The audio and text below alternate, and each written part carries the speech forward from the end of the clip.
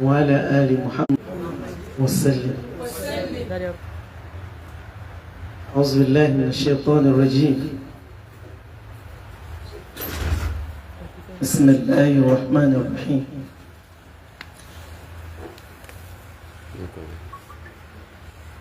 الحمد لله الذي نزل الفرقان على عبده ليكون للعالمين نذيرا.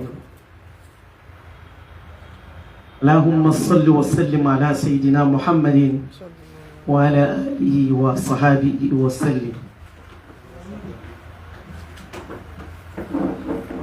جاك الصبي الحمد لله. torí pé ọ̀rọ̀ Ọlọ́run ló sọ fún wa nínú Al-Qur'an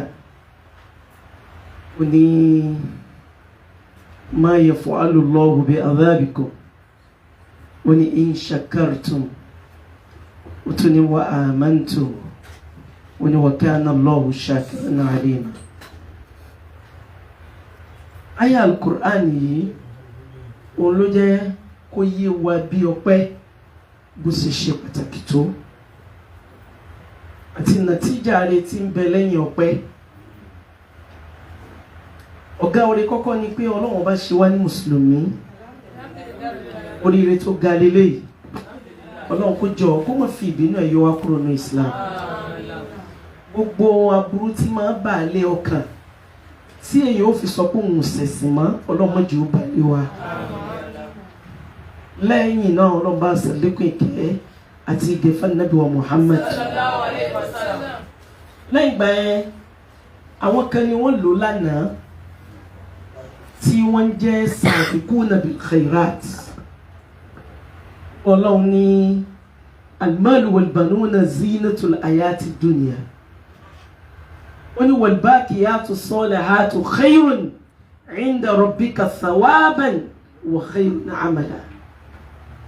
Eléyìí ni nàtíjà ire tí ń bẹ fún àwọn ibadur rahman, àwọn ibadullah, àwọn mu'minun, àwọn mukhlisun, àwọn muqinun, àwọn musallun, àwọn raki'un, àwọn sajidun. Tọ́lọ́run fúnra ẹ̀ sọ pé la tahsabanna alladhina qutilu fi sabilillahi amwatan ó ní bal ahya'un 'inda rabbihim yurzaqun. Aya Al-Qur'an lọ́n fi endorse àwọn tí wọ́n lo ayé rẹ̀ tí wọ́n kìí ṣe camouflaging, tí wọ́n camouflage àwọn èèyàn, tí wọ́n kàn máa ta àwọn èèyàn,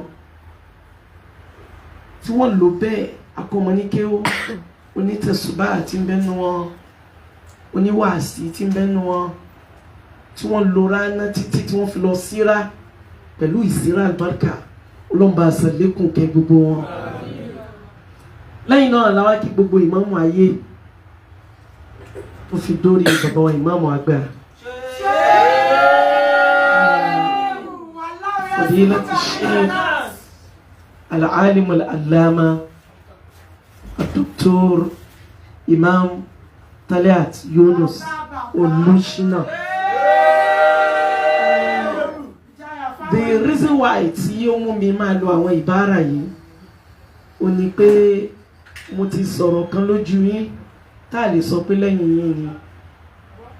Bí èèyàn bá jẹ́ imam máa máa sọ pé ọmọ imam ni mí. Ìgbà tí mo ń sọ àwọn ọ̀rọ̀ yẹn mo ń sọ nísọ pé ọmọ ní bá bàbá rẹ̀ sọ̀rọ̀. Ẹni tí ò bá ní làákàyè tí ò lóye ó ní yóò máa fi ojú yẹpẹrẹ ìmọ̀ nǹkan kankan ni tó jẹ́ pé ẹni tó bá wo Ọlọ́run lọ́lọ́ máa fún. Àánú Ọlọ́run dẹ̀ ni ó rọ̀ mọ́ ìmọ̀. So látara bẹ́ẹ̀ ká tó wá sọ ipò àti ààyè tó lù wá ní kẹ́ ẹ máa rẹpizẹ́ǹtì àwọn ẹni rẹ̀, àwọn àgbàlagbà. Ọlọ́run kó jọ kó bá ṣe àlékún dáadáa yín. Mo ti wà nínú ìlú yìí ó ti pẹ́ díẹ̀, ó ti pẹ́ tí mo ti wọ̀lú.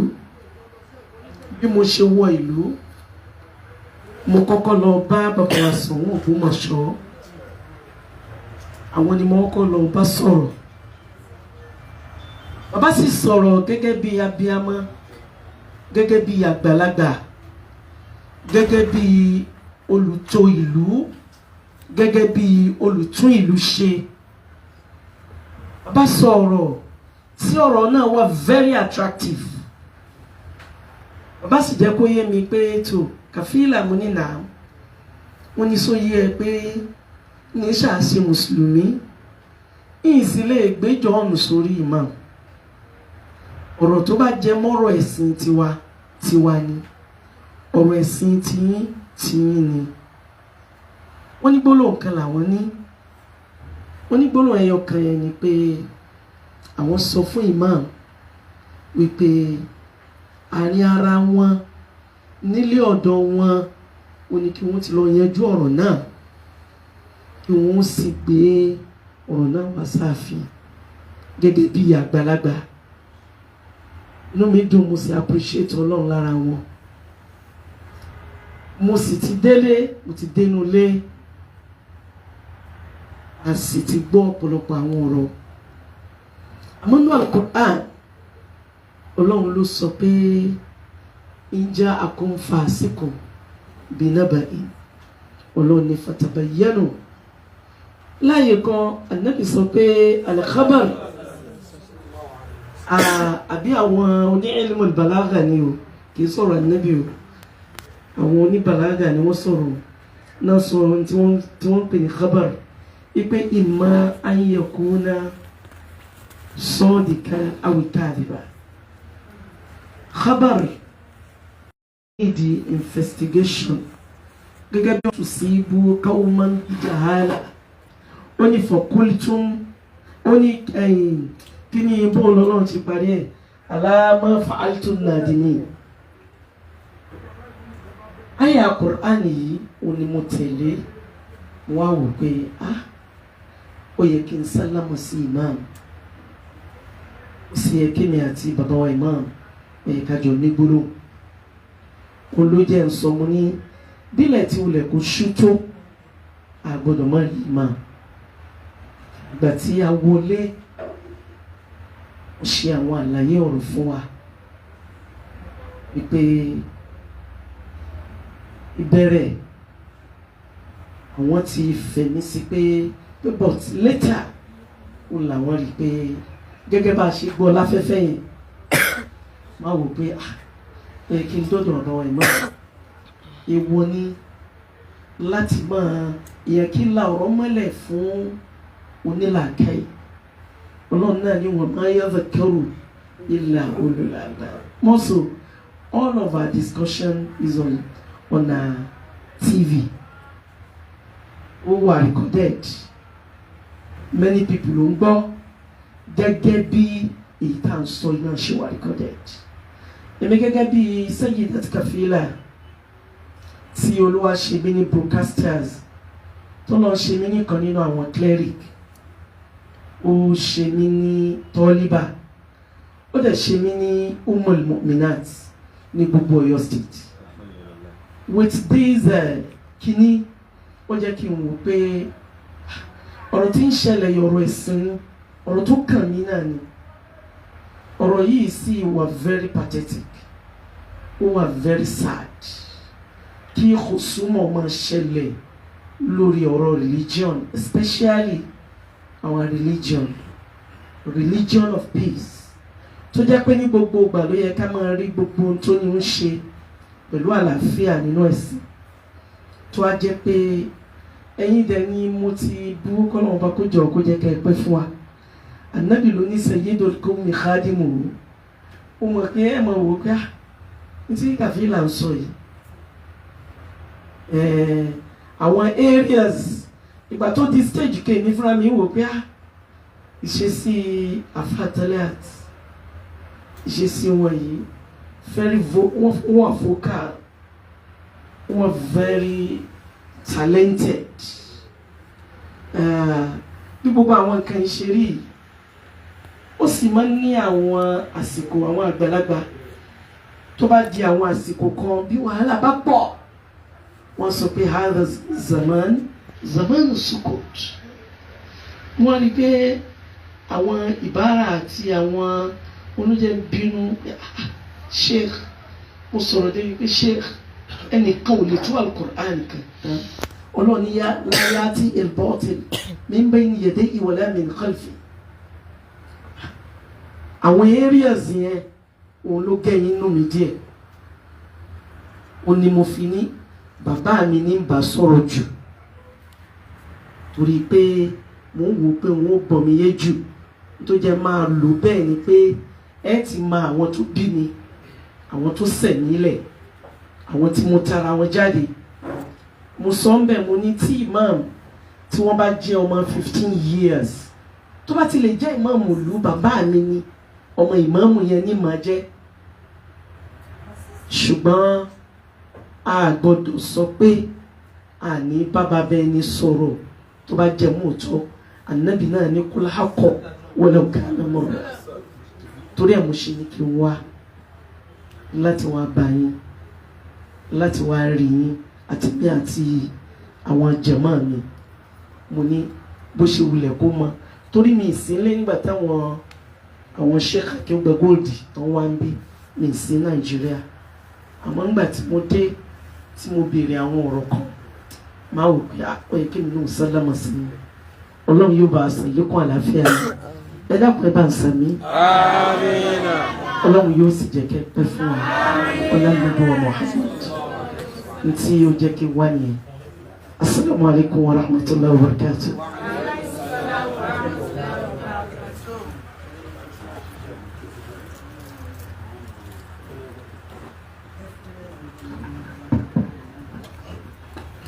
أعوذ بالله من الشيطان الرجيم بسم الله الرحمن الرحيم الحمد لله رب العالمين الصلاة والسلام على رسوله الأمين وعلى آله وأصحابه أجمعين أما بعد أدعو بلد الله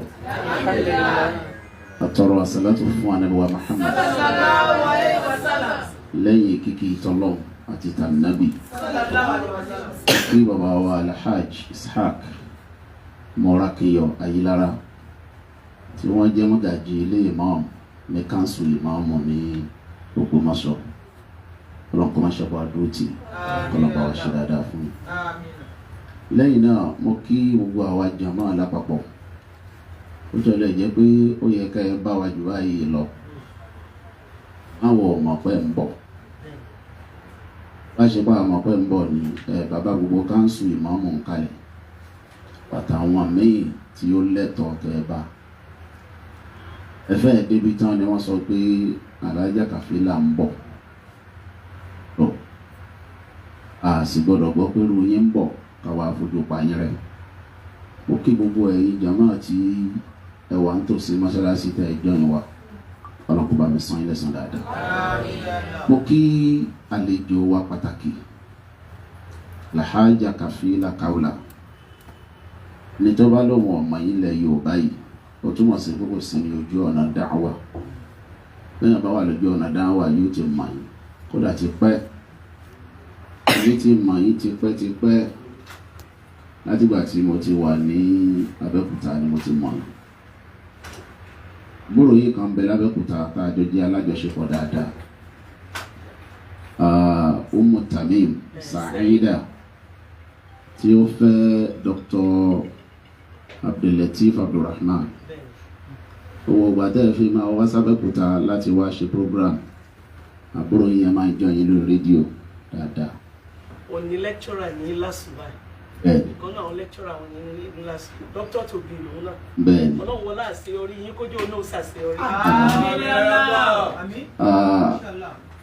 àbúrò yìí tẹ́ bá fẹ́ mọ̀ mí dáadáa ẹ béèrè mi lọ́wọ́ ẹ̀ ẹ bá fẹ́ mọ̀ mí dáadáa jù báyìí lọ ẹ béèrè mi lọ́wọ́ ẹ̀ torí pé mi àti ẹ̀ àti jọ wà tá a jọ ń ṣàṣepọ̀ gẹ́gẹ́ bí olùṣe dáadáa láàrin ara ẹni as far back as 2003 ní bóyá 2001 or 2 or thereabout wọ́n ní ìdí láti tún O-level ṣe ibi èmi àti wọ́n ti pàdé nìyẹn. àwa pàdé ní center níbi tá a ti fẹ́ ṣe oral Arabic àwọn náà fẹ́ tún ó lẹ́bùn wọn ṣe lọ́dún náà lọ́hùn la fi pàdé. Láti ìgbà náà títí di sin àjọṣepọ̀ tó dán mọ́rán bẹ láàrin wa. Kódà àwọn ọgbà kan wà tẹ́ wá sí Abẹ́òkúta láti wá ṣe program tó ṣe pé mi mo fi mọ́tò wọn gbé wọn wá bí ẹwà. Allahu Akbar. Wọ́n tó ṣe pé lọ́dún náà lọ́hùn Ọlọ́run kádàrá ká tí ì mọ́ra. Bẹ́ẹ̀ bá wá fẹ́ mọ̀ mí dáadáa, bẹ́ẹ̀ fẹ́ mọ ọmọ ìlú tí mo jẹ́ tó sì wù yín láti mọ ọmọ ilé ibi tí mo jẹ́, ẹ bẹ̀rẹ̀ lọ́wọ́ sáà ní ìdánijọ́ tá a ti gbọ́ ń bá a bọ̀. Ọlọ́kọ́ máa ṣàdúró tí wa. Èèyàn ọ̀nà ọba òun lálákọ̀ọ́kọ́. Ẹlẹ́ẹ̀kejì òun ni wípé nínú ẹ̀kọ́ tẹ̀sìn wa kọ́ wa, ẹ̀sìn wa sọ fún wa pé qati'ur rahim la yadkhulul janna. Wọ́n ẹni tí ń bá ti ń jákun ẹbí tí ń bẹbí jẹ́ kò sọ́nà tí ó gbìgbà tó fi wà lè janna lọ. Ẹ wá rí nítorí pé ọ̀rọ̀ ẹbí wa ni ẹ̀kọ́ tèmi kọ́ ò sọ fún mi kí n máa sọ̀rọ̀ ẹbí ní gbangba. Tó bá jọ̀rọ̀ ẹbí a máa sọ nù lé mi. Owó ẹni tó wọ́n bá ti wá gbà kó yẹ ká sọ̀rọ̀ ẹbí nù lé tí bá ń gbé wá sí gbangba, òun ló máa ń tó ké tó yé ìjà wa lọ. Ṣùgbọ́n ń táwa ké tó yé wa, gbogbo ìgbà tí yẹn bá ti fẹ́ sọ̀rọ̀ inú ẹbí náà là á ti sọ. Lórí pé kò sí tàn kan tẹ́nìkan lè pa fún yín ní ìsìn, kò sí òmọ̀ tẹ́ fi mọ òdodo, kò sómọ̀ tẹ́ fi mọ̀rọ̀. Òmọ̀ tẹ́ fi dódodo mọ̀ ò sí, òmọ̀ tẹ́ fi mọ irọ́ ò sí. Torí bẹ́ẹ̀ ọ̀rọ̀ ẹbí wa èmi ò ní sọ fẹ́ni kankan gbangba torí ìpọ̀rọ̀ ọ̀nà olè ni. Nígbà tó bá yá àwa nú ilé tí gbogbo àwọn ará àta ò bá dá sí mọ́, á padà sínú ilé. Ní tó dàrú mọ́ kálukú lójú, Ọlọ́run wọ́n yanjú ẹ̀. Ẹlẹ́ẹ̀kejì nìyẹn. Ẹlẹ́ẹ̀kẹta òun ni wípé ṣe rí gbogbo ẹni tí ó bá ń tẹ̀lé ìvẹ́ǹtì yìí láti ìgbà tó ti bẹ̀rẹ̀ títí di sin deliberately, èmi ò sọ̀rọ̀ family wa kan rí deliberately, ẹ ní gbọ́ nínú gbogbo ọ̀rọ̀ mi ní wàá máa sọ̀rọ̀ ẹbí wa bóyá mo wá ń bú baálé àbí mo ń sọ̀rọ̀ sí mọ́gàjì ilé àbí ẹ ní gbọ́. Kí sì ló fà á? Torí pé mo mọ̀ pé family yẹn ló produce mi, èmi ò sì ní bà ẹbí yẹn jẹ́. Èmi wá dé torí pé ẹnìkan ń bà á jẹ́ kémi náà join wọn. Èmi ò ní sọ̀rọ̀ ẹbí wa láìda, mi ò sì ní sọ̀rọ̀ ẹnìkankan nínú mọ̀lẹ́bí láìda, mi ò sì ní sọ ìtàn fẹ́nìkankan ní gbangba. Gbogbo ẹni títàn lé wá bá rú lójú tó bá fẹ́ mọ̀ kó wá nù lé kó wá gbọ́. Gbogbo ẹni tí ó wá rí pé kò yé ohun tó sì fẹ́ yé tó ó mọ ibi tó yẹ kó ń lọ nígbà tọ́rọ̀ ọba yé. Àyè máa ba ibi jẹ́, èèyàn kì í sì dàrú. Gbogbo ohun tí kálukú ń sọ lónìí nísìnyí, gbogbo ẹ̀ ló wà lórí social media. Nígbà bá dọ̀la tẹ́lómìn bá ń rí tóun náà fẹnu ara ẹ̀ sọ nípa ẹbí, táwọn àrọ́mọdọ́mọ rẹ̀ ń rí lọ́la bí ọ̀rẹ́ rẹ̀ ní bí ó sunkún ní ọ̀dọ̀jọ́ iwájú. Èèyàn náà bá wọn. Ẹ wá rí owó ìkíní kan lẹ́ǹkan tí mo fẹ́ kẹ́ ẹ dìmú Alhaja kẹ́ ẹ tó lọ. Ẹni tí mo wí ni pé mo jẹ́ oyè yín pé Abẹ́òkúta lèmi gbé, ìgbé l'Ógbómọ̀ṣọ́. Gẹ́gẹ́ bí ẹni tí ò gbélé, kìí sì ṣe pé níbi tó wà kò rí nǹkan ṣe.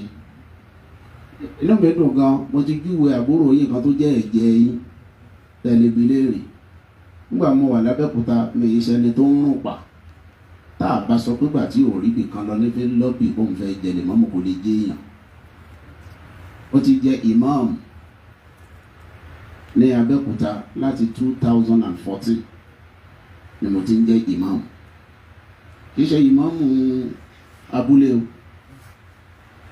ìmáàmù Adiam Memorial Central Mosque ní Ìpòrò Àkè l'Abẹ́òkúta. Bàbá ìmáàmù ànálẹ́gbàá, bàbá wa Muhammadu Lahadi Ọ̀rọ̀ṣolú rahimahullah rahmatan wasi'a, àwọn ni wọ́n wé láwàní fún mi. 2011 ni mo ti jẹ́ ìmáàmù, ṣùgbọ́n 2014 ni wọ́n gbé mi láwàní. Now ó túmọ̀ sí pé Ọlọ́run fún mi láàyè tí mo ti ń lo mímọ̀ mi l'Abẹ́òkúta. Wà tó di 2020 látara dáwà tá à ń ṣe, àti ìmọ̀ bá a ṣe tòlú àti bá a ṣe bá àwọn àgbàlagbà lò. Ìmáàmù àgbà ilẹ̀ Ẹ̀gbá tòní bàbá wa Fadilatu Sheikh Sa'ad Alaye Bangbola wọ́n rán ni sí mi pé kí n wá jẹ ìmáàmù gbogbo Ìpòrò Akí. Ìpòrò Akí is a very big community lẹ́gbà. Gbogbo ẹni tó bá mọ Abẹ́òkúta dáadáa mọ̀ pé community ńlá ni. Wọ́n wá wé mi ní láwàní yẹn ní 2020 ìmáàmù àgbà ilẹ̀ Ìpòrò Akí. Ó túmọ̀ sí pé kì í ṣe pé mi ò ráàyè àbí mò ń wá àyè káàkiri ni mo fi wá tira mi bọ̀ wọ́n lọ́rùn bí. 2010 ni mo ti ń ṣiṣẹ́ pẹ̀lú civil defence. Wọ́n recruit mi l'Abuja gẹ́gẹ́ bí inspector of corps ní 2010. Mo dẹ̀ grow mo rise from that rank títí dé deputy superintendent of corps. Ìgbà tó di pé mo grow débẹ̀ yẹn deputy superintendent of corps ẹ̀bẹ̀rẹ̀ lọ́wọ́ gbogbo àwọn tí wọ́n bá mọ̀ nípa iṣẹ́ agbófinró kì í ṣe ránkì kékeré. At my age àwọn tá a jọ wà lẹ́nu iṣẹ́ kémi tó di ìmáàmù tí mo fi iṣẹ́ lẹ̀ èyí tí ránkì ẹ̀ kéré jù nù wọn nísìnyí ló ti di chief superintendent of corps. A rí ni wọn tó ti di assistant commandant nísìnyí. Ó túmọ̀ sí pé ká ní mo sì wà ń bẹ̀ pẹ̀lú age mi ẹ wo ibi tí màá ti dé. Ìtumọ̀ ẹ̀ ni pé mo ní prospect tó pọ̀ lẹ́nu iṣẹ́ mi tí mo ń ṣe. Now ẹni tí ò bá rí nǹkan ṣe kan ni wọ́n máa ń sọ pé ó ń jà sí nǹkan ní ìgbélé. Ká sọ pé ilé ni mò ń gbé ni tí mo wá ti ń káàkiri pé mo fẹ́ jà bí mo ti ń wá sí Ògbómọ̀ṣọ́ tí mo ń ṣe wá sí káàkiri wọn ló ní interest. Ẹni tí ò jẹ́ pọ̀pọ̀lọpọ̀ àwọn tí wọ́n ń wà tán jẹ́ olùgbé Ògbómọ̀ṣọ́ kí wọ́n mọ̀ mí ò ju pé mi ò gbélé lọ. Now ṣùgbọ́n láti year 2000 títí di 2001 tí mo di ìmáàmù l'Ògbómọ̀ṣọ́ ọdọọdún ni mo ń wálé iléyá. Ògbómọ̀ṣọ́ yìí ni mo ti ń ṣe iléyá. Màá kí ẹ̀yìn tán fún wọn l'Ìpòrò Akí l'Abẹ́òkúta níjọ́ ọdún gangan ni màá wá ṣe iléyá ní. So torí bẹ́ẹ̀ mo sì wà ń bí iṣẹ́ mi mo wà ń bí iṣẹ́ lọ́sàn-án ọjọ́ náà tí mò ń ṣiṣẹ́ lọ́fíìsì. Àwọn client wà níwájú mi torí pé kí n tó kúrò sí ibùdó mo ń ṣiṣẹ́ ní peace and conflict management department ibẹ̀ mo wà. Àwọn client wà níwájú mi tí mò ń resolve conflict tí wọ́n gbé wá ní kọ́ọ̀lù wọlé láti Ògbómọ̀ṣọ́ pé ìmáàmù àná o bàbá wa àlámọ̀lẹ́ kí ní àṣà fáwọn ìjáde láyé mo sì ṣàdúrà pọ́lọ́mọ́ bá wa kẹwọn. Wọ́n receive yẹn tán kò pẹ́ kọ́ọ̀lù mi tún wọlé pé wọ́n ní ilé wa ní ìmáàmù kan o ilé wa ní ìmáàmù kan tó ọlọ́wọ́ sí ìrọ̀ náà bá wa yàn. Ó di kọ́ọ̀lù mélòó lọ́jọ́ yẹn gangan ni o kọ́ọ̀lù ẹlẹ́kẹ̀ẹ́ta tó ìwọ náà máa bọ̀ nílé o àwọn wò pé bóyá wọ́n ní ọ jẹ ìmáàmù o. Ọ̀dà bí mi ẹ̀ bá aṣọ ọmọ ilé ṣé wọ́n á pè mí ni lọ́jọ́ kan ṣùgbọ́n kì í sọ̀rọ̀ òní ọ̀rọ̀ ọjọ́ mi ni lọ́jọ́ kan ní ìsì wá. Nígbà ọjọ́ kejì wọ́n tún pè mí wọ́n ní kódà wọ́n ti sọ pé wọ́n ti fi sílé wa o. Ó ṣe bí ẹ pé mi ò gbọ́. Nígbà òyà mo sọ fún wọn pé ẹ má pè mí mọ́. Mo láàyè l'Abẹ́òkúta mo sì ń ṣiṣẹ́. Mo ní prospect lórí iṣẹ́ yìí torí pé pẹ̀lú ọjọ́ orí mi mo ti dọ̀gá. Ẹ jẹ́ máa báṣẹ́ yìí lọ. Wọ́n wá sọ gbà náà pé wọ́n ní gbogbo ìlú sọ pé ẹni tí ó bá jẹ̀rẹ̀ mọ́mọ́ ní ìsìn Ológbòmọ̀ṣọ́ ó gbọ́dọ̀ ní first degree at least. Àwọn ò sì fẹ́ kó yẹ ìbọn lè wà. Nígbà tí pressure pọ̀ tẹ́ ẹ bá lọ wo túbà mi tí mo ṣe ní October ní Abẹ́òkúta October 2021 nígbà tí bàbá àná jáde láyé torí pé ọjọ́ Wednesday ni wọ́n sin wọn. Friday mo ṣàdúrà fún bàbá lórí mímbà mo sì ṣàdúrà kọ́lọ́ ń tòlú. Ṣéjọ́ náà lọ́hùn ṣé mi mọ̀ pé wọ́n sọ pé èmi ni ìmáàmù kan mo kàn ṣàdúrà tèmi àsìlọ. Àwa wà bẹ́ẹ̀ nígbà pressure pọ̀ mo wá wálé nínú ilé ṣáàpìtàn fúnra wa ni asọ̀tàn nínú ilé asọ̀tàn nígbà tá a pìtàn tán tọrọ yíra wọn tán ni wọ́n tó ṣe interview fún mi nínú ilé kí n tó di imam àwọn tá a jọ contest tọ́lọ́hún ò ní ó jámọ́ lọ́wọ́ wọ́n bínú wọ́n ní wọ́n ṣe ìrú fáwọn ìlú set up independent panel láti ṣe interview fún wa inú central mosque wọ́n ti ṣe nínú mọ́sálásí ńlá lọ́dọ̀ àwọn ọkùnrin bẹ̀yẹn ibẹ̀ ni gbogbo àti jókòó ọ̀pọ̀lọpọ̀ nǹkan yìí wà ní social media èyí tí wọ́n kọ́ béèrè ńjọ́ náà káwọn panel tó bẹ̀rẹ̀ interview ṣé ọmọ ilé yín làwọn mẹ́tẹ̀ẹ̀ta ọlọ́mọ ilé wa ni wọ́n èyíkéyìí tó wù kó yìí má jí inú wọn ṣé yóò tẹ́ lọ́rùn wọ́n ní yóò tẹ́ wọn lọ́rùn ìbéèrè tó kọ́ béèrè ńjọ́ náà nìyẹn ṣé kí gbogbo wọn wà ń bẹ̀ ńjọ́ náà lọ́wọ́ nígbà tó mọ̀ pé mi ì ṣọmọ ilé alára kí wọn ò gbé sí àti ilé ló sì present wa ṣe mọ tó fún ní alájà lọ́jọ́ yẹn èmi ò ní information pé wọ́n fẹ́ gba owó lọ́wọ́ wa owó fọ́ èmi ò ní information àṣìlẹ̀ ní information èmi ò mọ̀ àwa débẹ̀ wọ́n ní ká tó bẹ̀rẹ̀ a máa san 20,000 naira àwọn fámìlì mi èmi wá tọ́ bàbá èmi ò mọ́ra pàṣánwó lọ́wọ́ àwọn fámìlì ní kí n má wọ̀rí fámìlì ló san 20,000 naira ìjọ náà lọ́wọ́ gbangba wọn ti san kì í ṣe pé kọ̀kọ̀kọ̀ àwọn méjì tó kù àwọn ní information pa fẹ́ gba fọ́ọ̀mù èmi ò ní àwọn tọwọ́ bàpò wọ́n san 20,000 naira tí wọ́n èmi ọmọ tí mo fi débí fámìlì ló san 20,000 naira tèmi àwọn méjì tó kù tá a jọ contest fúnra wọn ni wọ́n tọwọ́ bàpò tí wọ́n san owó tiwọn so ṣé àìrí nǹkan ṣe kan lábẹ́òkúta ló gbé mi níbí ni orí bẹ́ẹ̀ ṣùgbọ́n mi ní sọ̀rọ̀ fámìlì wa kan láìda mi sì ní dáàkọ ẹnì kankan ṣùgbọ́n ọjọ́ iwájú ọ̀dàjọ́ fún kálukú ojú bẹ́ẹ̀ lọ èèyàn ọ̀nà ọba wọn ṣe rí mo kí kábíyèsí púpọ̀ gan mo kí wọn mo sì dúpẹ́ lọ́dọ̀ wọn mo sì kí ẹ̀yin náà nítorí pé ọlọ́run tọ́ yín sọ́nà pọ̀ nígbà tẹ́ ń bọ̀ ẹ̀yàdọ̀ wọn ìbẹ́ lọ́hùn mi ni pé ọlọ́run tó ti ń tọ́ wọn sọ́nà látàná kó tó dòní ọlọ́run ò ní jẹ́ kí wọ́n ṣiṣẹ́ lórí ọ̀rọ̀ tí ń bẹ́lẹ̀ yìí náà ọlọ́run tọ́ wọn sọ́nà gbogbo ń tẹ́ ẹ bá wọn sọ àti táwọn náà bá yín sọ ọlọ́run ojú ó léso dáadáa wala la hawla wala quwwata illa billahil aliyyil azim mo tún wá kí yín lẹ́ẹ̀kan sí kí n tó sọ̀kalẹ̀ ọ̀rọ̀ mi torí pé lọ́jọ́ tẹ́ ẹ ṣe program yẹn mo máa ń bísí díẹ̀ kò kàn tó ti yín ni ní kété tẹ́ ẹ ti bẹ̀rẹ̀ program làwọn èèyàn ń pè mí wọ́n ń pè mí wọ́n wà ní ọ́fíìsì mi bí mo ń ṣe nǹkan ṣe àpá lẹ́ni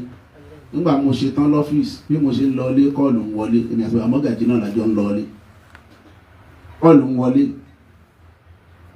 mi ò attend sọ́pọ̀lọpọ̀ àwọn kọ́ọ̀lù sí yẹn tó ló ti rẹ̀ mí gbà mo wọlé ẹnìkan tó wá pè mí láwọn èèyàn wá dáadáa láti Kaduna mo rí alágbájá ni mo bá gbé yàn wọ́n program Alhaja Kaola ni mo ní ìmọ̀ kan ṣe program wọ́n ló téèyàn bíi mẹ́rin tó ti pè àwọn oníṣẹ́ fáwọn ń pè mí pé mi ìgbé kọ́ọ̀lù mo wá wo program yẹn ẹ ti fẹ́ parí ẹ̀ mo wá fi fóònù lẹ̀ tó tẹ̀ fi parí ẹ̀ nílẹ̀ wá parí ẹ̀ tán èmi ṣẹ̀ṣẹ̀ tán wá tún wò láti bẹ̀rẹ̀ mo sì wò parí lálẹ́ ẹjọ́ náà kí n tó sùn mo kí i púpọ̀ torí pé ẹ sọ̀rọ̀ tí ó wúyàn lórí gbogbo ìmọ̀ràn mẹ́tẹ̀ẹ̀ta tẹ́ fún mi ìgbàgbé kankan mo sì rí pé mọ̀ràn tó wúlò ni ọlọ́run sì ṣàánú mi gan nínú àánú tọ́lọ́run ṣe fún mi ni pé téèyàn bá ń sọ̀rọ̀ tí n bá ń wò dáadáa ọlọ́run máa ń fún mi láǹfààní kí n mọ bá lẹ́yìn ẹ̀ ṣe rí mo rí i pé ẹ̀ ń sọ̀rọ̀ pẹ̀lẹ́ mi tó dáa wallahi alazim mo rí i pé àníyàn yín dáa pọ̀ gan torí ipá ara wọn míì náà tí wọ́n ti sọ̀rọ̀ ṣáájú yín táníyàn wọn ọ̀dà èmi sì burú kíní kan mà ẹ̀yin náà sọ ní ọ̀rọ̀ yín náà tẹ́mi burú sí ni pé téèyàn bá ṣe tí ò tẹ́ mi lọ́rùn lẹ́ẹ̀kan náà tí bá rí ni màá sọ fún ọ̀rọ̀ bó ti yé yín ẹbí Alhaji Kaola Gold léèrè nígbà wọn wá s'Ògbómọ̀ṣọ́ kí a tó bẹ̀rẹ̀ sí sọ̀rọ̀ nígbà tó ń bẹ bá mi sọ̀rọ̀ ni mo sọ fún wọn point clear gbogbo nǹkan sọ lórí social media tí wọ́n fi sọ̀rọ̀ sí mi pátá tẹ̀mí lọ́rùn. Meanwhile ọ̀rọ̀ tẹ́yìn sọ le ju tí wọ́n lọ ṣùgbọ́n ọ̀rọ̀ tẹ́yìn sọ ẹ sọ dáa ẹ sì gbé kalẹ̀ dáadáa àníyàn yìí sì dáa. Ọlọ́run ò ní pa ti ń jẹ láíláí, Ọlọ́run jẹ́ máa mọ̀ ṣe, Ọlọ́run jẹ́ máa mọ̀ ṣe, ẹ ní ṣìṣe o, ẹ ní ṣìṣe o, ẹ ní ṣìṣe. Ìrìn àjò yìí ọ̀rọ̀ tẹ́ ẹ sọ yẹn bá ti ẹ̀gbọ́n mi ó fi hàn wá pé ẹlẹ́mìí tó dáa sí ìjókòó Imam Ogbomosho, ẹlẹ́mìí tó dáa pọ̀ gan, ẹ̀mí yín dáa gan púpọ̀, kì í ṣe pé ń sáré kí n ṣubú, ẹ sáré kága mi ṣubú, ẹ sì sáré kí Islam Ogbomosho dàrú. Ó clear gan nínú gbogbo ọ̀rọ̀ tẹ́ ẹ sọ téèyàn bá jólóye tó sì mọ̀rọ̀ gbọ́. Kò wá sí béèyàn ṣe lè sọ̀rọ̀ tí ò ní kù síbi kan gẹ́gẹ́ bí èmi náà, ṣùgbọ́n téèyàn bá ń fà níyàn tó dáa sọ̀rọ̀ èèyàn mọ̀ pé ń tẹ́ni yìí ń sọ yìí ń tó dáa ni.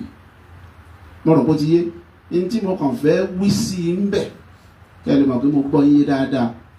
Òun ni pé ṣé rí wàásì mi tán ń gbé káàkiri tí wọ́n kọ́ọ̀tì tí wọ́n ń gbé káàkiri yẹn, ẹ lọ wo péèjì mi. Mo ṣe kútùbà yẹn ní August 25, 2023 ní last year ni mo ṣe kútùbà yẹn. Tí mo ń sọ̀rọ̀ wà bẹ́ẹ̀ kẹ́lẹ́ sílá Medina August 25, 2023. Ẹjọ́ Alhaji Yusuf ẹ máa bọ̀ ń bí. Alhaji Yusuf Shitu Ayilara ẹ o ó dùn mí mọ̀ pé ń bọ̀ Ayilara ò bá kún bí. Alhaji Dhikrullah Adam Ayilara ẹ máa bọ̀ ká máa bá gan bọ̀ ń bí. Wọ́n kàn ń gbọ́ pé wà ń bí ní kálukú ń bọ̀ bá jẹ́ mo mọ̀ pé ń bọ̀ ni ẹ mọ̀ pé ìkangun kan làwọn ti ń bẹ́ẹ̀ bẹ́ẹ̀ àwa tá ń já Ayilara gan bí dẹ́ bá wà ní. Mo rò bó ti yé ṣùgbọ́n rò ní ìkọ́sẹ̀ èmi ò sọ̀rọ̀ ẹbí. Ṣẹ́rí August 25, 2023 ni mo ṣe útúbà yẹn. Kí sì ló fa útúbà yẹn? Tẹ́ ẹ̀ bá gbàgbé ní August 20 Ọ̀yọ́ state government wọ́n declare ìṣẹ̀ṣe day fáwọn oníṣẹ̀ṣe pé kí wọ́n fi máa ṣe ìṣẹ̀ṣe day. Now wọ́n sì ṣe bẹ́ẹ̀ rí àkọ́kọ́ nìyẹn. Alhamdulillah in tó bá tuntun tá a gbọ́ rí àwa mùsùlùmí náà bùkátà sí ká educate ara wa lórí bá a ṣe fẹ́ bá irú ọlọ́dẹ bẹ́ẹ̀ lò. Mo wá ṣe útúbà lórí báwa mùsùlùmí ṣe fẹ́ bá ọlídé ìṣẹ̀ṣe dé lò ní August 20 nígbà náà lọ́hùn kábíyèsí ò tí ì dé àti ìlọ́ba láàfin gbà náà. Àwọn èèyàn ṣe wá lè lọ gé nísìnyí kan sọ pé àwọn kìrìsìtẹ́nì ni mò ń bá wí. Ẹ wàá mọ tí ó dùn yín Alhaja ọ̀rọ̀ tí ì tó sọ́sẹ́ ó dọjọ́ iwájú. Àwọn mùsùlùmí wa náà wọ́n gé tí wọ́n ń gbé káàkiri pé ẹgbọ́n tí mo mú sọ. Wọ́n rò pé ti yé kì í ṣe àwọn kìrìsìtẹ́nì wọ́n gé. Ṣé ẹ fẹ́ gbóòótọ́ ọ̀rọ̀ Alhaja mi ní problem pẹ̀lú kìrìsìtẹ́nì kankan lẹ̀? Rárá l'Ógbómọ̀ṣọ́ yìí o mi ní problem pẹ̀lú Christian kankan. Kódà mo lè sọ fún yín authoritatively pé nínú àwọn tí wọ́n di àga yìí mú tí wọ́n jẹ́ ṣubú l'Ógbómọ̀ṣọ́ Christian wà náà. Ìjẹ́ mo sọ fún yín àsìkò tí tó tá dàpọ̀ kálukú torí pé ní bá ṣe dáadáa ó yẹ ká fojú ẹ̀ hàn yìí. Láwọn èèyàn ńláńlá láwọn ọ̀tọ̀kùlúùlù tí wọ́n jẹ́ Christian. Wọ́n rò bó ti yé. Ẹ wo útúbà ìṣẹ̀ṣe dé tí mo ṣe àwọn ìṣẹ̀ṣe gan lọ̀rọ̀ yẹn bá wí tó ń ti bẹ́ẹ̀ Olúawo Ògbómọ̀ṣọ́ ò bínú à ń pàdé lójúmọ́. Olúawo Ògbómọ̀ṣọ́ Àràbáwo Àjà ò bínú. Àwọn tí wọ́n jẹ́ babaláwo gan tá a jọ ń ṣe pọ̀ l'Ógbómọ̀ṣọ́ tá à ń pàdé tọ́rọ̀ ló ń dà wá pọ̀ wọ́n gbọ́ wọn láwọn bínú torí pé wọ́n mọ̀ páwọn mùsùlùmí wọn bá wí kìí ṣàwọn. Wọ́n mọ̀ pé mọ́sálásí ni mo ti ń ṣe kìí ṣe lédì kìí ṣe ilé awo. Wọ́n mọ̀ pé chọ́ọ̀chì kọ́ ni mo ti sọ̀rọ̀ mọ́sálásí ni mo ti sọ. Mo sì mọ̀ pé kí mùsùlùmí ó lè dúró déédéé ló jẹ́. Now àwọn mùsùlùmí wa kódà àwọn àfà àwọn wọn gé tí wọ́n ń gbé káàkiri. Now èèyàn lọ bá wọn ṣe wá rí ẹ̀sìn kan ló kọ́ d'Ògbómọ̀ṣọ́, ìkankan ló kọ́ d'Ògbómọ̀ṣọ́, àìjà sí bí tó ń ti pé kálukú mọ̀gbà tí kọ̀ọ̀kan dé. Islam is older than Christianity in Nigeria for more than 196 years. Mo rò pé ti yé 1659 1855 ẹ lọ verify 1659 1855 Islam ti wà l'Ògbómọ̀ṣọ́ láti 1659. Then you can go and confirm it. Èmi ò níṣẹ́ tèmi ṣe bí mo ṣe wà yìí láti gba PhD mi ju no èmi ò níṣẹ́ tèmi ṣe bí mo ṣe wà yìí láti gba PhD mi. Ibi tí ó lágbára jù tí mo ṣiṣẹ́ lé lórí òun ni history Arabic nílẹ̀ Yorùbá, history Islam nílẹ̀ Yorùbá, area àbí tí mo tó major sí nìyẹn. And that is why tẹ́ bá wo PhD thesis mi, my PhD thesis is on Nigerian Arabic drama. So tí n bá ta bá ń sọ̀rọ̀ history Arabic ní Nàìjíríà, Ọlọ́run ní kó yé mi gbà gan ni o, mo rò pé ti yé. Tá bá wá ń sọ̀rọ̀ ìtàn Arabic àti Islam nílẹ̀ Yorùbá, Ọlọ́run ní kó yé mi gbà, torí pé the best of the best professor of Islam in Yoruba land, Arabic in Yoruba land àti West Africa, àwọn ni wọ́n kọ́ àwa. Professor Abdulrahman Olóyèdé, àwọn tí wọ́n kọ́ àwa nìyẹn. Mo rò pé ti yé. Now kí ló responsible pé Christian ó pọ̀ l'Ògbómọ̀ṣọ́ ju Mùsùlùmí lọ? Population Christian àti Mùsùlùmí l'Ògbómọ̀ṣọ́ àìsí ìbéèkì ẹ̀ ẹnì kankan sì lè mú àfàwátà ìgbébí. Ṣé Christian ló pọ̀ jù ní, ṣé Mùsùlùmí ló pọ̀ jù ní, àyí dìbéètì ẹ̀? Torí pé tá a bá dìbéètì yẹn náà á mọ̀ ètò pọ̀ jù ra wọn lọ. Ará àtàwọn lè má àfàwá ẹnìkan ló wá pọ̀ ju ẹnìkan ló kéré ju, kò dájà lè láàrin wa rí. À ń bára wa ṣe, kò mú wàhálà dání, kò mú nǹkan kan lọ́wọ́. Mo rò pé ti yé báyìí nísìnyí. Now gbogbo ń tẹ́ ń gbọ́ láti kàyé ọ̀rọ̀ tí ò ní ìtumọ̀ ni ẹ wá gbọ́ tí mo fẹ́ fi kánlẹ̀ lélẹ̀. Ẹ rí nígbà tẹ́ wọ Ògbómọ̀ṣọ́ ní ìsìn tí à ń gbọ́ra wa Alhaja, ẹ bá wa pa ń gbọ́ra wa à ń jà ẹni bá ń búyàn kò sálàáfíà kálẹ̀ ẹ̀mọ́lọ́pàá dání ẹ̀ ní rìn, tó bá jẹ́ ẹ̀mọ́lọ́pàá dání sẹ́ ẹ̀ ní rìn, à ń rìn lálàáfíà l'Ògbómọ̀ṣọ́ tí ò sí nǹkan kan. Níbo lẹ ti bá mi? Inú mọ́sálásí inú Central Mosque wà lọ́jà Agbolẹ̀wà. Bẹ́ẹ̀ nìkan bá ń sọ fún yín pé wọ́n ti mọ́sálásí wọn ò ti mọ́sálásí wa, wọn ò jẹ́ wọn ó kírun, à ń kírun. Ẹnìkan dà wọ́n láàmú, ẹnìkan kan dà wọ́n láàmú. Wọn ó ti mọ́sálásí wọn ò ti mọ́sálásí. Ìmáàmù ò lè rìn o, mò ń rìn. Kódà fúnra mi ni mo drive ara mi débí lónìí, fúnra mi ni mo drive ara mi láti lé débí. So kò sí problem kankan l'Ògbómọ̀ṣọ́. Ògbómọ̀ṣọ́ wà at peace. Mo rò pé ti yé Islam Ògbómọ̀ṣọ́ wà at peace. Ó dùn mí kì í ṣe ayé ọ̀làlẹ̀ wa. Bẹ́ẹ̀ bá débi láago méjìlá ìlera ìjókòó jímọ̀. Àwa tá à ń kí jímọ̀ ń bí, èmi sọ pé 6,000 ní útúbà ńjọ́ kan. Ńjọ́ náà lolóṣèlú kan wá bá mi.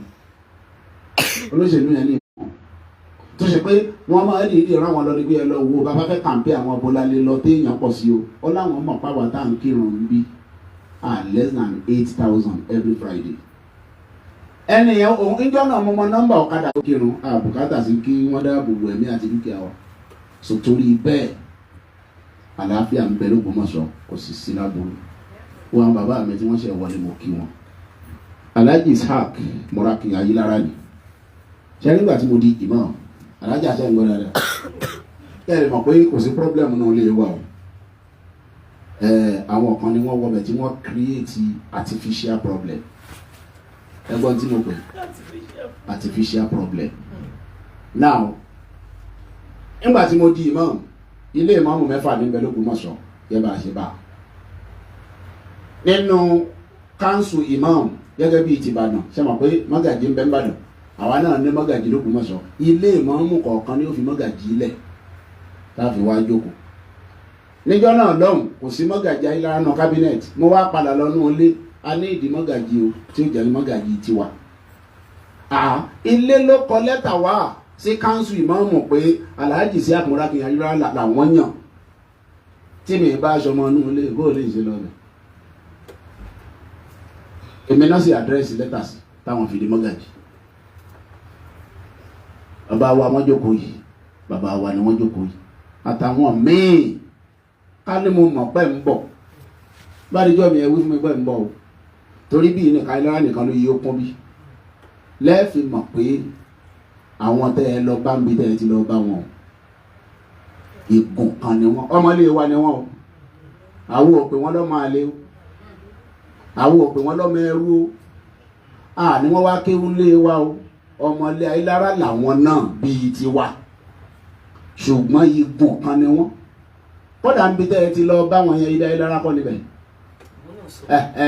ilé ayélujára sì lèmi ti ń bọ̀ ní ìsìn tí mo fi débí torí pé federal government kó àwọn àrẹsì kan rán ní sí mi pé kí n há fáwọn èèyàn òun mo kó sí ilé ayélujára ń bẹ bẹ́ẹ̀ bá rí bẹ́ẹ̀ ní ìsìn ẹ bá rẹ̀ sí bẹ́ẹ̀ tí mo há lọ́wọ́ kò lè kárí gbogbo wa o.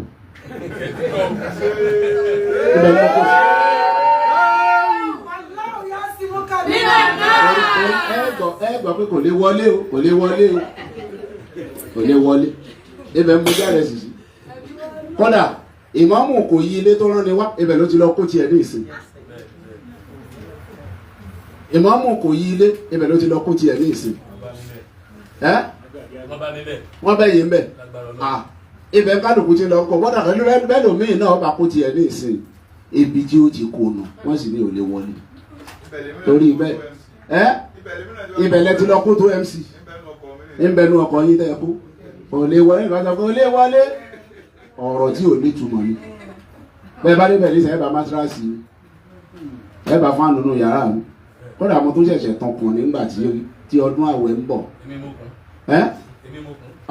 nígbà ọdún àwẹ̀ ń bọ̀ mo tó ṣẹ̀ṣẹ̀ fún àpátímẹ́ǹtì ìdọ̀dọ̀ mo ṣẹ̀ṣẹ̀ tán kùn nínú ilé ibẹ̀ mo ti ṣọdún ìjọ dìbò ibẹ̀ mo wà látàárọ̀ fúlẹ̀ tí mo dìbò tán nílé ìfẹ̀dẹ̀ gbósàlẹ̀ àfọ̀n mo tó padà wọnú ilé lọ tí mo lọ sùn ibẹ̀ mo ti àwọn àlejò tí wá ń kí mi tí kálukú ń jẹun níjọ́ wọ́n wá kí lè wọ́n mú gbàǹbá ti lọ bí kankan mo lọ nú ilé àwọn aráalé wà kí mi àtàwọn ará àdúgbò bí mo débẹ̀ ní ìsìn ẹ ti rí kò lè tí tó ṣẹ́jú mẹ́wàá tí mo bá.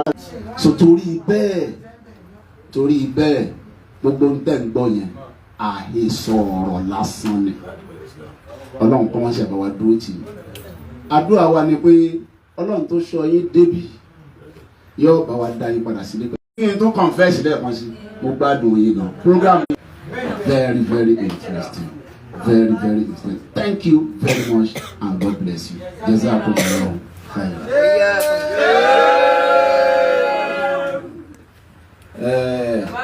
ọ̀yá ká tó máa lọ kí n fún kan náà fámìlì wa láàyè ẹ má sọ tán ẹ kàn dúpẹ́ ẹ fẹ́ sọ kẹ́lí mọ̀ká yẹn kẹ́ ẹ kàn dúpẹ́ ní o ẹni kan bá rú lójú ọmọ bíi jẹ́ ọ̀nà. tó alhamdulillah bàbá wa imam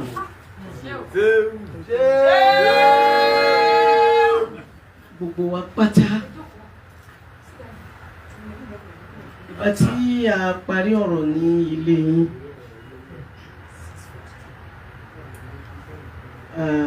àwa tá ń bẹ ní ọkọ̀ àpín sí méjì àwọn kan ní èsì jẹ́ àmọ́ ẹ lọ Ìbàdàn àwọn kan ní rárá a lè lọ Ìbàdàn báwọn a gbọ́dọ̀ dé ọ̀dọ̀ imam ẹ ṣe ń sọ̀rọ̀ òun ni mò ń dúpẹ́ pé mo wá sọ́dọ̀ yín bàbá ẹ jẹ́ ẹ̀dá kan tí Olúwa ní ó wà fasih yàtọ̀ sí pé wà fasih Ọlọ́run ṣe yín ní ṣùjá akin nígbà míì àwọn èèyàn á máa misinterpret akin ìjákin lọ́dọ̀ àwọn èèyàn míì wọ́n máa ń kà sí takabur wọ́n máa jọ gàrú àwọn èèyàn máa méjèèjì wọ́n máa ń sí pọ̀ mọ́ra wọn ẹlòmíì lè ní ó jọra ẹ̀ lójú ni ẹlòmíì tó bá ní kí mọ̀ dáadáa tó bá wo sàkún yóò ní no kò jọra ẹ̀ lójú akínni then ó ní mind rẹ̀ ó ní strong mind tó jẹ́ sọ bẹ́ẹ̀ ni pé ìgbà tí mo fún yín nímọ̀ràn àkọ́kọ́ náà kí n tó lọ bẹ̀yẹn inú mi dùn gan pẹ̀lú tí mo bá lẹ́nu yín àwọn tí mo bá lẹ́nu yín òun ló fi hàn mí pé ẹni tó lè jẹ́ aṣáájú nìyí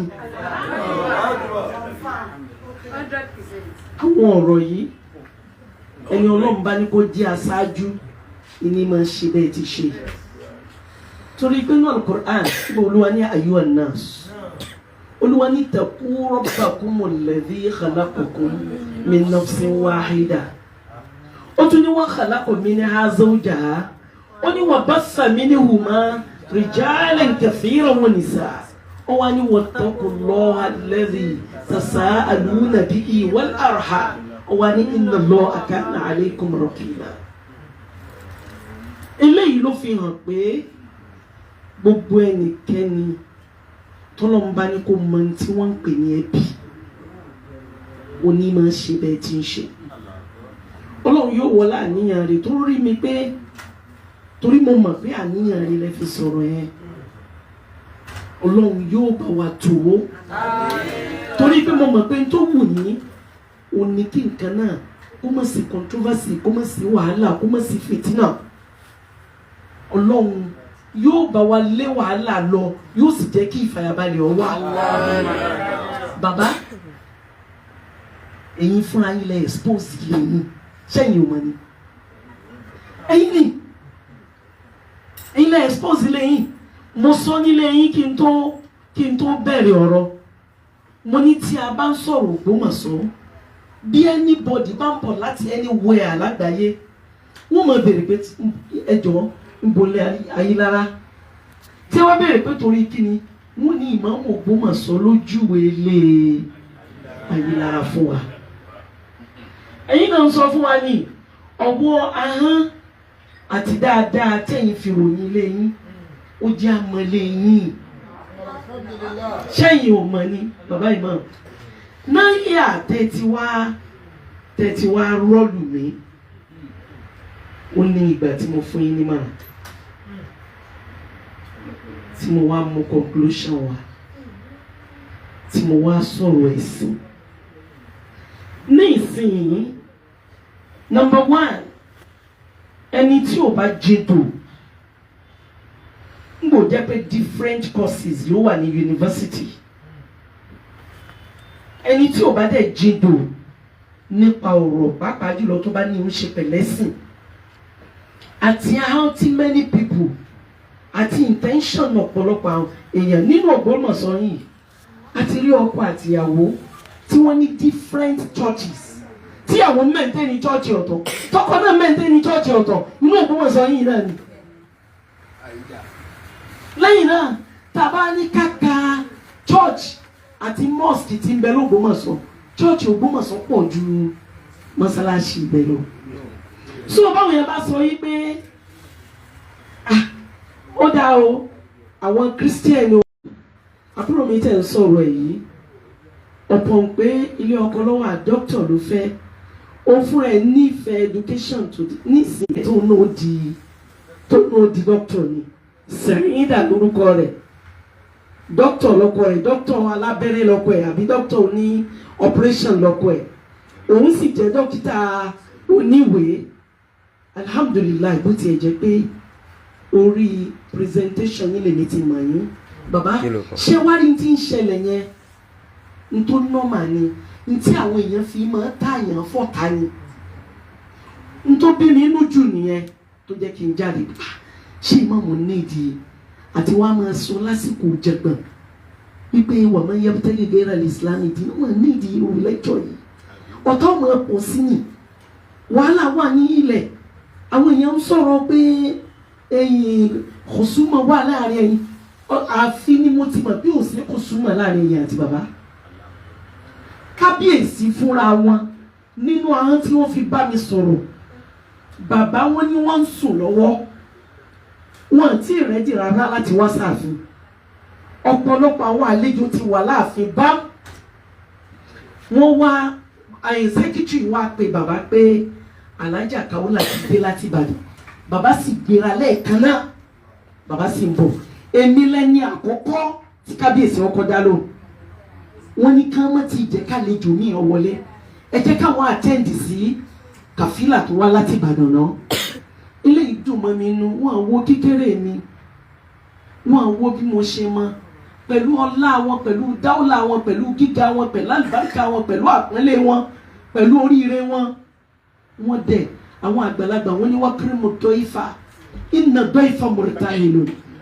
ẹ̀yin náà wá wo bẹ́ẹ̀ ṣe pọ́n mi lẹ́gbàá mo dé even àwọn ará inú ilé yín náà tún pọ́n mi lé wọ́n tún gbà mí lálejò gbogbo yín pátá kò sí kanú yín tí ò dáa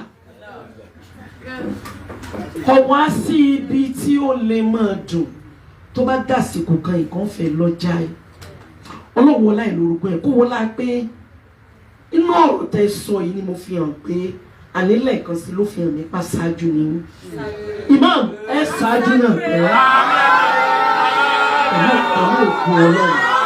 pẹ̀lú òkú ọlọ́run pẹ̀lú òkú ọlọ́run ọlọ́nàbí wa Muhammad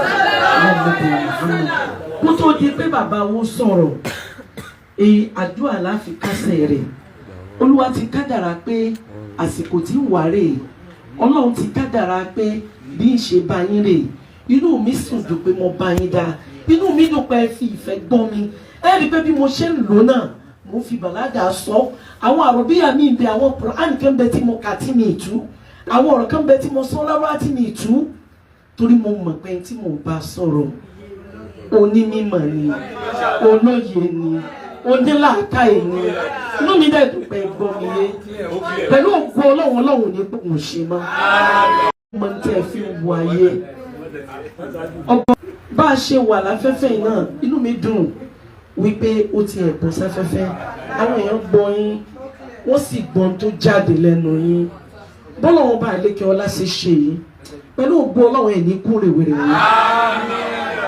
nínú Al-Qur'an ọlọ́run ní ta'rifu fi wujuhihim ó ní nadratan na'im láàyè nínú Al-Qur'an ọlọ́run ní simahum fi wujuhihim min athari sujud rírí yín ìsọ̀rọ̀ yín ẹ̀dá kan ní tí kìí fìyàn sínú fìyàn sínú Sheikh Akeugba Gold tí wọ́n sọ̀rọ̀ náà intention wọn ò burú rárá wọn àǹfààníyàn tí ò dáa bá yín sọ̀rọ̀ rárá bí nǹkan yẹn ẹ̀rí bẹ́ẹ̀ mẹ́wàá ni ó sọ pé ọmọ ìyá ni imam ọmọ ìyá ni imam ọmọ ìyá ni imam ẹ̀ẹ̀mẹ́wàá ni wọ́n ń tẹnu mọ́ nítorí kẹ́ ẹ lè bá understand wọn tó mo fẹ́ kẹ́ ẹ bá mi gbọ́ Sheikh Akeugba Gold yé ọmọ ìmáàmù làwọn náà ọmọ ilé tó tóbi làwọn náà ọmọ àwọn èèyàn ńlá òun náà làwọn náà ìwọ̀nba bọ́lọ̀ ń bá ṣe ní bọ́lọ̀ ń sì ṣe dá wa òṣùlùbù dáwọ̀ ẹnìkọ̀ọ̀kan wa kò papọ̀ mọ́ra wọn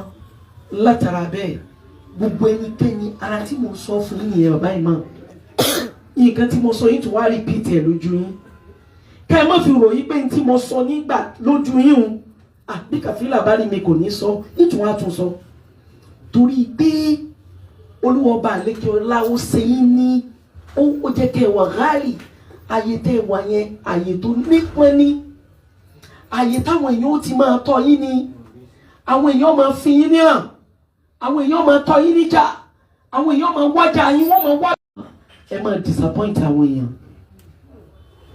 ẹ̀yin tẹ́ ń gbọ́ mi gbogbo ẹ̀yin olóríire tẹ́ ń ẹ máa disappoint àwọn èèyàn ẹ bá ń bẹ̀rẹ̀ pé kí ni wọ́n ẹ̀ disappoint wọn ẹ mọ̀ táwọn èèyàn ti mọ̀ ni òun ló jẹ́ wọ́n máa tọ́ yín níjà ṣé wọ́n gbogbo náà yí àtúwẹ̀ sọ pé nítorí ti fẹ̀mí sí yẹn kẹ́ẹ̀kan ti gbọ́ kẹ́ wá wá sí ayé àwọn àgbàlagbà kan. Imam kò sẹ́ni tí ó mọ̀ lágbàáyé pé ọmọ eke ní everybody ló mọ̀ àmọ́ bẹ́ẹ̀ sì jọ́ ọmọ eke ń bàbá lẹ jẹ́ fún mi torí pé ipò àwọn bàbá àtẹ̀mí lẹ wà. Ọlọ́run á wọ ọlá bẹ́ẹ̀ Ọlọ́run kó jọ kó jẹ́ kẹ́ ẹni 120 years lóní ọlá náà. Esamiye. Ọlọ́run níbo wa Muhammad. Ẹ̀wọ̀n amọ̀gbàgbé ẹ bá mi nàka yẹn sí wọn. Ìwọ tó o bá láníyàn rẹ sí wọn má nàka yẹn o. Ìwọ tó o bá mọ̀ pé ní ẹ̀rẹ́ dúró má nà. Gbogbo orí wa l'Ógbómọ̀ṣọ́ kò sí àrìnù níbẹ̀. Ẹ̀yin lẹ gbọ́dọ̀ ṣe sùúrù. Ọlọ́run ista'inu bis-sabri was-salah. Ọwọ́ ní innaha lakabiratun illa 'ala al-khashi'in. Ẹ̀yin náà wò ó. Olúwa ní la yastawi alladhina ya'lamun walladhina la ya'lamun. Àwọn àgbàlagbà wọ́n ní la yastawiyan. Ẹ wo ń tà ń gbọ́ bọ̀ níbi tá a ti ń bọ̀. Ẹ wo ń tà gbọ́ lẹ́nu ìmọ̀. Ṣé rí pé ó yàtọ̀ síra wọn. Ọlọ́run wa wọlé abẹ́. Ọlọ́run má jẹ́ mi yín kú.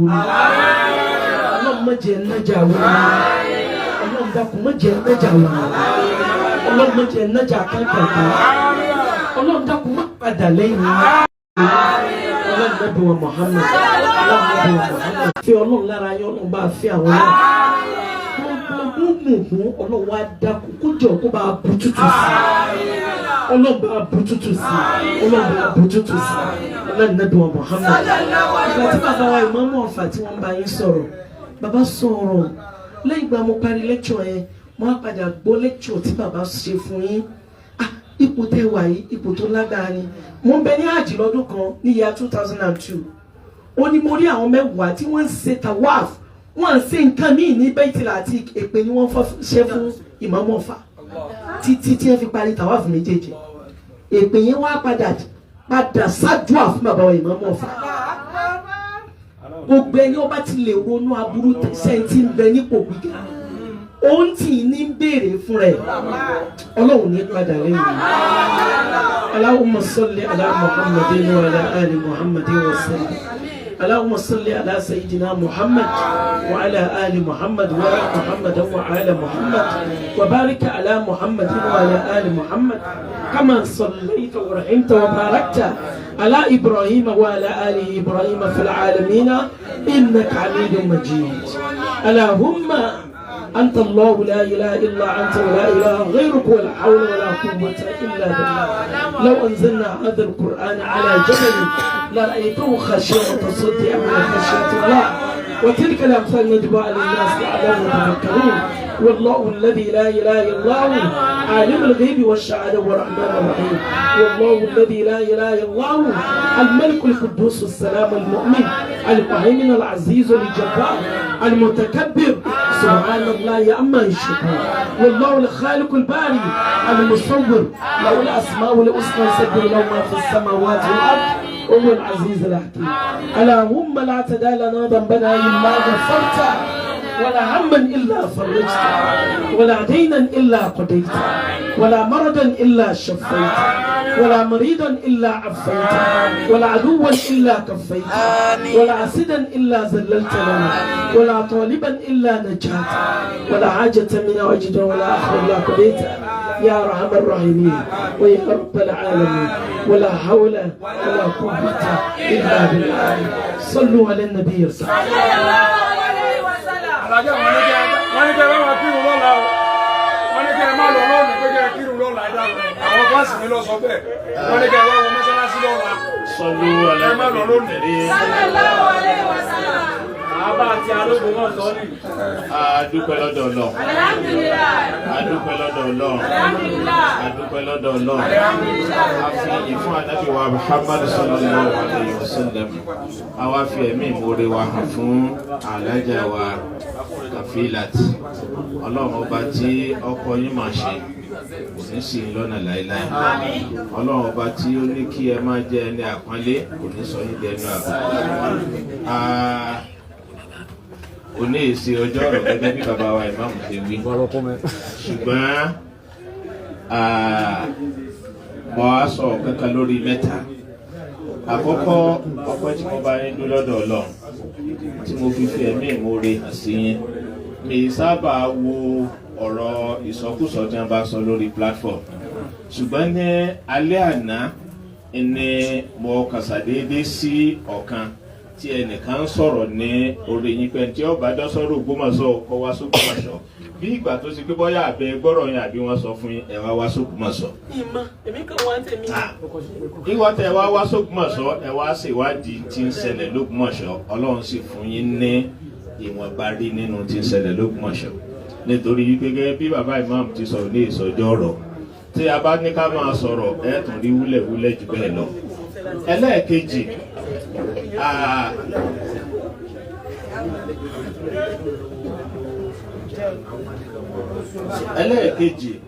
ọ̀rọ̀ mi wá ní wípé gẹ́gẹ́ bí ọ̀rọ̀ tí mo bá lẹ́nu bàbá imam tí wọ́n ń sọ nípa